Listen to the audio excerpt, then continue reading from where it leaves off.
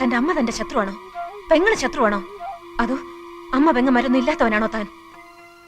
തന്റെ പൈങ്കിളി നോവലിലെ ഏതു നേരം ദിവാസ്വപ്നം കണ്ടുകൊണ്ട് നടക്കുന്ന വിഡ്ഢിക്കോതയല്ല യഥാർത്ഥ സ്ത്രീ.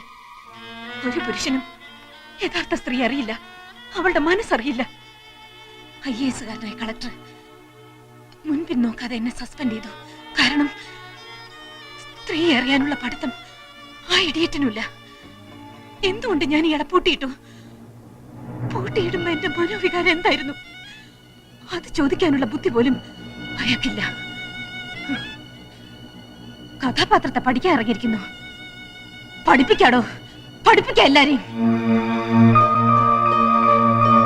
I am a self made woman. ഒരുത്തിന്റെ ഔദാര്യം ഇല്ലാതെയാണ് സ്വയം ഈ നിലയിലെത്തിയത്. ആരും എന്നെ തോൽപ്പിക്കാൻ ഞാൻ സമ്മതിക്കില്ല. എന്റെ തോൽവി ആഘോഷിക്കാൻ ഞാൻ